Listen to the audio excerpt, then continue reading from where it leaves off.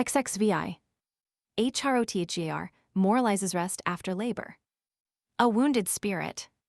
Then bruised in his bosom, he with bitter-toothed missile is hurt, neath his helmet. From harmful pollution he is powerless to shield him by the wonderful mandates of the loath-cursed spirit. What too long he hath holden five him seemeth too small, savage he hoardeth, nor boastfully giveth gold-plated rings. The fate of the future flouts and forgetteth, since God had erst given him greatness no little, wielder of glory. His end day Einar, tenet afterward happens that the bodily dwelling fleetingly fadeth, falls into ruins, another lays hold who doleth the ornaments. The nobleman's jewels, nothing lamenting, heedeth no terror. O Beowulf dear, 15 best of the heroes from bale strife defend thee, and choose thee the better, counsels eternal. Be not overproud, life is fleeting, and its strength soon wasteth away. Beware of arrogance, world-famous champion. But a little while lasts thy life vigor's fullness. 'Twill after hap early, that illness or sword-edge 20 shall part thee from strength, or the grasp of the fire, or the wave of the current, or clutch of the edges, or flight of the war-spear, or age with its horrors, or thine eyes bright flashing shall fade into darkness. 'Twill happen full early, excellent hero. Hrothgar gives an account of his reign. 25, that death shall subdue thee.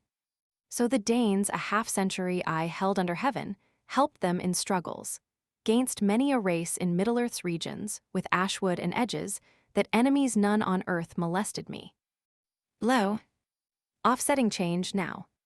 Sorrow after joy. 30 came to my manor, grief after joyance, when Grendel became my constant visitor, inveterate hater. I from that malice continually travailed with trouble no little. Thanks be to God that I gained in my lifetime 35 to the Lord everlasting, to look on the gory head with mine eyes after long-lasting sorrow. Go to the bench now, battle-adorned joy and the feasting. Of jewels in common, we'll meet with many when morning appeareth.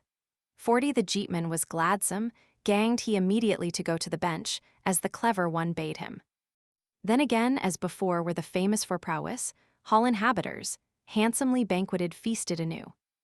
The night veil fell, then 45 dark o'er the warriors. The courtiers rose then, the grey-haired was anxious to go to his slumbers, the hoary old Scylding.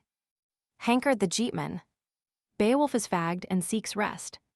The champion doughty, greatly, to rest him, and earlman early outward did lead him, 50 fagged from his faring, from far country springing, who for etiquette's sake all of a liegeman's needs regarded, such as seamen at that time were bounden to feel.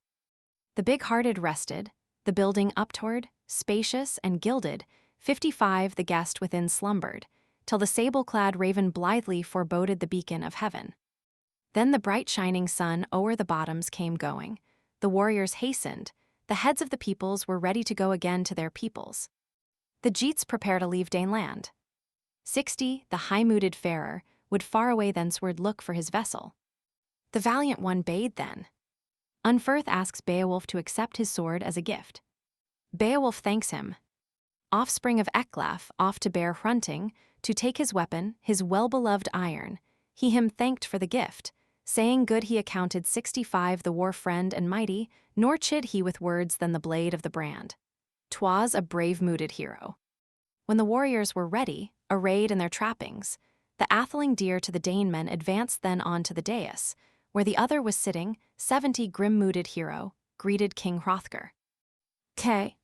Says proudly giveth, gr. Says, and gives no gold-plated rings, in order to incite the recipient to boastfulness be. Suggests gild for gilp and renders, and gives no beaten rings for reward. If emendation be accepted, v. 57 will read, then came the light going bright after darkness, the warriors, etc. As the passage stands in H so, Unferth presents Beowulf with the sword Hrunting, and B. Thanks him for the gift. If, however, the suggestions of GRDTVG and M be accepted, the passage will read, then the brave one, i.e. Beowulf, commanded that Hrunting be born to the son of Ecglaf, Unferth, bade him take his sword, his dear weapon. He thanked him for the loan, etc.